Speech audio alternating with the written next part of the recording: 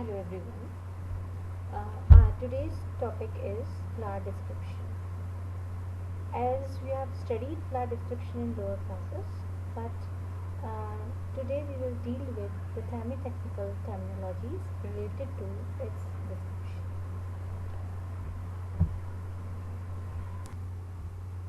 Flower is a modified shoot. अब पुष्प को हम एक रूपांतरित प्ररोह कहते हैं. इससे तात्पर्य यह है कि इसके सभी जो पार्ट्स हैं जैसे सेपल, पेटल, स्टेमन्स व कार्पल सभी लीफ से मॉडिफाई हुए हैं, रूपांतरित हुए हैं और ये सभी पुष्पीय वर्ण पर्ण कहलाते हैं. जैसा हम देखते हैं कि एक स्टेम जो है उस पर एक नोड के ऊपर एक लीफ होती है. जब हम मॉडिफाइड शूट की बात कर रहे हैं तो वो सभी जो नोड्स हैं वो पास पास आ जाती हैं और कंडेंस हो जाती हैं और एक फ्लावर का रूप ले लेती हैं. उनमें से कुछ लीव्स जो हैं वो लीफ लाइक स्ट्रक्चर ही रहता है जिनका, और कुछ जो हैं वो एक अलग प्रकार का स्ट्रक्चर बनाती हैं. जैसा हम देखते हैं सबसे बाहर वाली जो लीफ होती है फ्लावर की वो ग्रीन कलर की ही रह जाती है, उसके अंदर वाली कलर्ड हो जाती है और बाकी के जो अंदर सबसे अंदर वाले दो पार्ट हैं वो रिप्रोडक्टिव पार्ट्स बन जाते हैं, यानी कि एक मेल पार्ट और एक फीमेल पार्ट. अब हम देखते हैं पेडिसिलेट फ्लावर क्या होता है. पेडिसिलेट से मतलब है सवृंत, यानी कि जिससे हम फ्लावर को पकड़ते हैं, होल्ड करते हैं, वो फ्लावर की पेडिसिल है. अगर वो प्रेजेंट होती है तो हम उसको पेडिसिलेट फ्लावर कहते हैं.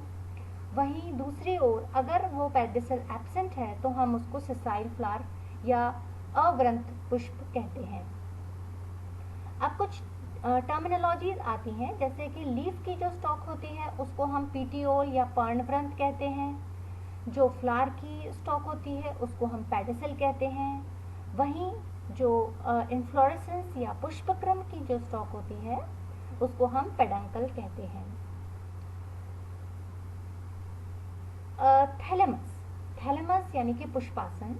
जैसा कि हमें पता है पुष्प में के जो चारों भाग हैं, चारों वर्ल्स हैं, चक्र हैं, वो एक स्ट्रक्चर के ऊपर लगे हुए होते हैं जिसे हम पुष्पासन कहते हैं या थैलेमस कहते हैं, और यहीं से वो चारों लगे हुए होते हैं. Whorls of flower. Whorls of flower में सबसे बाहरी वर्ल जो होता है जिसे हम कैलेक्स कहते हैं या बाहरी दलपुंज कहते हैं, जिसको हम लेटर के से डिनोट करते हैं, और इस वर्ल के एक भाग को, एक पत्ती को हम सेपल कहते हैं. ये ग्रीन कलर की होती है और इसका बेसिक रोल फोटोसिंथेसिस, प्रकाश संश्लेषण होता है. कोरोला. इसके अंदर वाली जो वर्ल होती है उसको हम कोरोला कहते हैं, जिसको लेटर सी से डिनोट करते हैं, और ये इसकी भी एक लीफ को हम पैटल कहते हैं, यानी कि ये ग्रुप ऑफ पैटल्स मिलके कोरोला बनाता है. ज़्यादातर फ्लावर्स में कोरोला जो है वो कलर्ड होता है, जिसका मेन रोल जो है वो पॉलिनेशन में हेल्प करना होता है.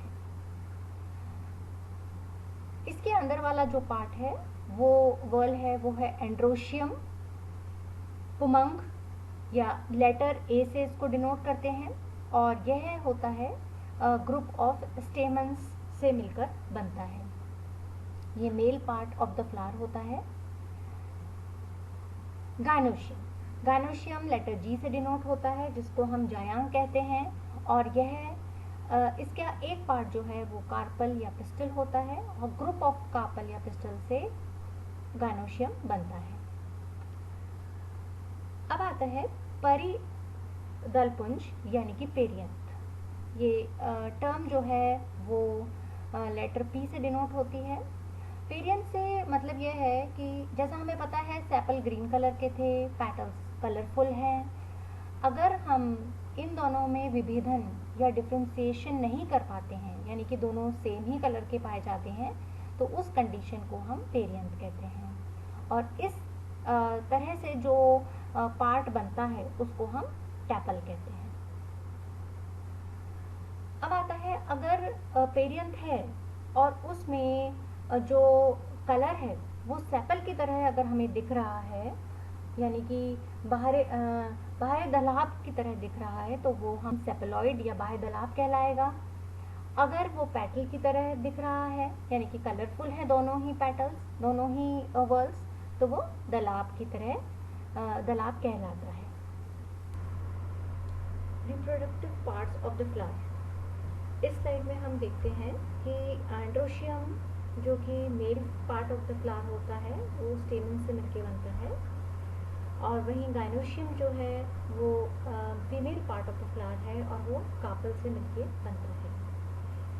जब हम फ्लावर के में जब दोनों पार्ट्स प्रेजेंट होते हैं तो उस फ्लावर को हम बाइसेक्सुअल फ्लावर कहते हैं, यानी कि हर्माफ्रोडाइट फ्लावर कहते हैं, द्विलिंगी पादप कहते हैं। और अगर उनमें से कोई भी एक ही रिप्रोडक्टिव पार्ट प्रेजेंट है तो उसको हम यूनिसेक्सुअल फ्लावर या एक लिंगी पुष्प कहते हैं। अब जो पार्ट प्रेजेंट है उसके बेसिस पर हम अलग नॉमेनक्लेचर है, जैसा कि सिर्फ स्टेमन्स अगर प्रेजेंट हैं तो उसको हम स्टेमिनेट फ्लावर कहेंगे, और अगर पिस्टल या फीमेल पार्ट प्रेजेंट है तो हम उसको पिस्टिलेट फ्लावर कहते हैं। अब यहाँ एक अलग टर्मिनोलॉजी आती है न्यूटर। न्यूटर यानी कि नपुंसक, जो भी कोई दोनों में से कोई भी एक पार्ट अगर नॉन फंक्शनल रहता है तो उसको हम न्यूटर फ्लावर कहते हैं।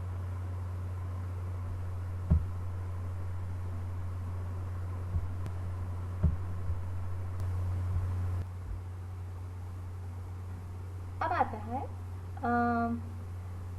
पार्ट्स ऑफ द फ्लावर, अगर वो फ्री हैं या फ्यूज्ड हैं उनके बेसिस पर हम इसको डिफरेंशिएट करते हैं।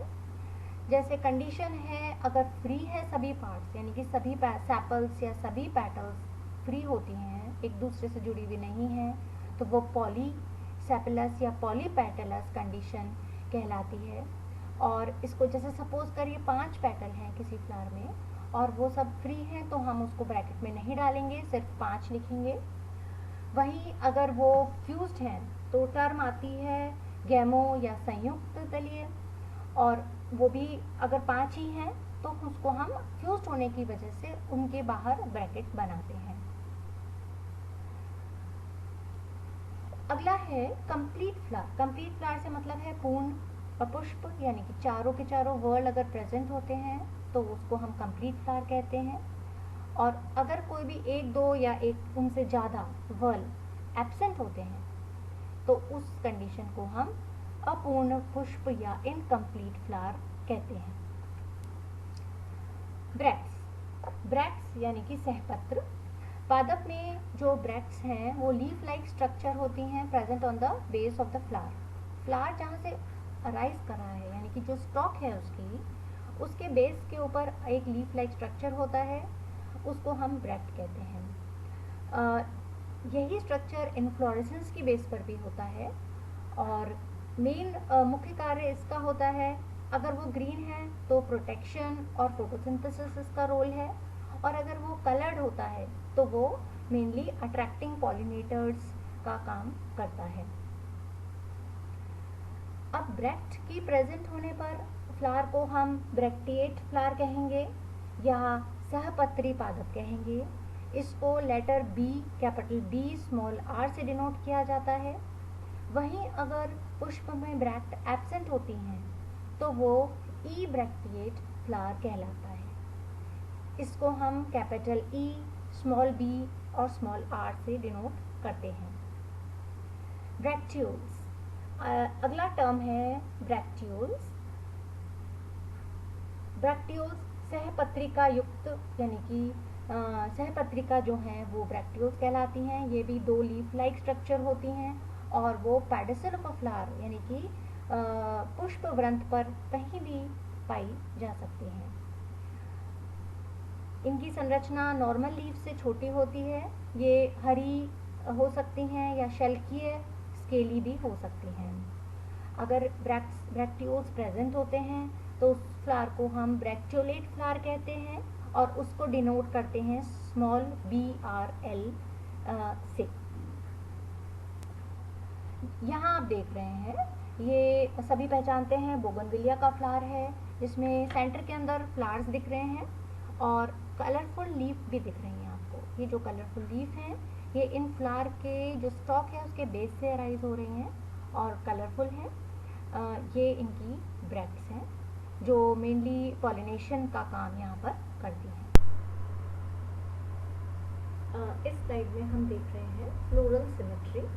फ्लोरल सिमेट्री से मतलब ये है कि जो फर्स्ट वाला फ्लावर हम देख रहे हैं उसमें एक्टिनोमॉर्फिक टाइप ऑफ सिमेट्री है, त्रिज्या सममित, यानी कि पुष्प के जो सभी भाग हैं वे समान आकार के होते हैं। यहाँ हम देख रहे हैं जो जितनी भी पेटल्स हैं वो सेम साइज़ की हैं और जब हम इसको किसी भी रेडियाई से कट करते हैं तो वो इक्वल पार्ट्स में कट हो जाती हैं, यानी कि ये रेडियल सिमेट्री शो करती है।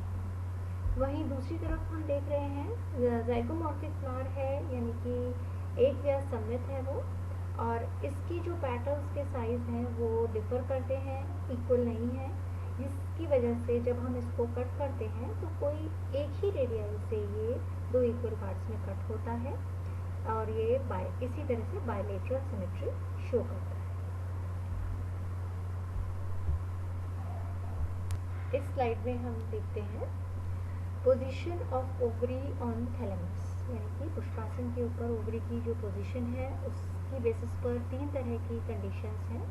सबसे पहली है हाइपोगाइनस ओवरी, जैसा हम पहला डायग्राम देख रहे हैं। हाइपोगाइनस ओवरी के अंदर ओवरी की जो पोजीशन है वो बाकी तीनों वर्ल्ड से सुपीरियर है, यानी कि थैलेमस पर वो सबसे ऊपर लगा हुआ है इसलिए उसको हम सुपीरियर ओवरी कहते हैं और बाकी तीनों वर्ल्स इससे इंफीरियर होते हैं। एग्जाम्पल है इसका मालवेसी फैमिली। सेकेंड डायग्राम जो है वो आता है पेरीगाइनस ओवरी। पेरीगाइनस से मतलब है कि जब थैलेमस जो है वो ओवरी के दोनों तरफ एक कप की तरह की संरचना बनाता है, पर वो उससे मुक्त होता है, उसको एनसर्कल नहीं करता पूरी तरह से। जब वो कप की तरह संरचना बनाता है तो बाकी की जो तीनों वर्ल्स हैं, कैलेक्स, करोला और एंड्रोशियम, वो उसके ऊपर लगे हुए होते हैं और वो ना पूरी तरह से इंफीरियर होते हैं ना ही पूरी तरह से सुपीरियर होते हैं। उसी तरह से ओवरी भी ना ही पूरी तरह से इंफीरियर है और ना ही पूरी तरह से सुपीरियर है।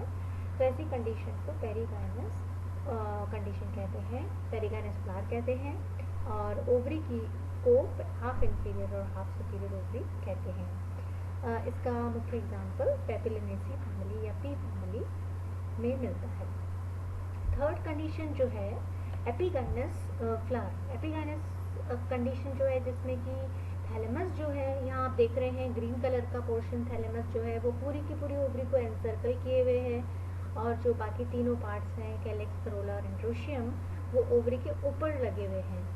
ऐसी जब कंडीशन होती है तो ओवरी की पोजीशन इंफीरियर हो जाती है, नीचे हो जाती है, और बाकी सारे वर्ल्स जो हैं वो सुपीरियर कंडीशन में या सुपीरियर पोजीशन पे आ जाते हैं। इसका मोस्ट कॉमन एग्जांपल है एस्टेरेसी फैमिली। अब अगला आता है कि फ्लावर को के जो नंबर हैं, पेटल्स के नंबर या सेपल्स के नंबर, उनको देखकर हम बता सकते हैं कि फ्लावर किस प्रकार का है। अगर यहाँ आपको दिख रहे हैं कैथेरिंथस रोसेस फ्लावर के जो पेटल्स हैं, 5 पेटल्स हैं, इसलिए इसको हम पेंटामेरस या पंचतही पुष्प कहते हैं। नंबर 5 हो सकता है या मल्टीपल ऑफ 5 हो सकता है, उस बेसिस पर हम इसको कैलकुलेट। वहीं पर दूसरा फ्लावर ये जो दिख रहा है आपको वो ब्रेसिकेसी फैमिली का, मस्टर्ड फैमिली का है और इसमें 4 पेटल्स होते हैं। 4 पेटल हमें दिख रहे हैं, 4 पेटल्स होते हैं, इसलिए इस कंडीशन को हम टेट्रामेरस फ्लावर या चतुष्टयी पादप कहते हैं। ये भी 4 या मल्टीपल ऑफ 4। ये पुष्प जो है इसमें आपको देखने में तो आपको 6 इसके पार्ट्स दिख रहे होंगे, पर ये 2 वर्ल्ड्स में है, यानी कि नीचे वाला वर्ल्ड और उसके ऊपर वाला वर्ल्ड, यानी कि दोनों ही वर्ल्ड जो हैं सेम कलर के हैं। ऐसी कंडीशन हमने पढ़ी थी जिसमें पेरियंथ कहलाती है वो, और जब आप विभेदित नहीं कर पाते हो कि सेपल कौन सा है, पेटल कौन सा है, तो उसको हम पेरियंथ कहते हैं। वो कंडीशन आपको यहाँ पर दिख रही है। दोनों ही कलरफुल हो गए, यानी कि दोनों ही कंडीशन पेटलॉइड बन गई है। और पर ये हैं 3, क्योंकि 3 के 2 वर्ल्स बन रहे हैं तो ये फ्लावर जो है वो ट्राइमेरस फ्लावर कहलाता है, त्रितयी पुष्प कहलाता है। तो ये तो कुछ हैं जो जब हम फ्लावर को डिस्क्राइब करते हैं तो काम में आती हैं, और इनका हर पुष्प के विवरण के लिए बार बार इनको हम मेंशन करना पड़ता है।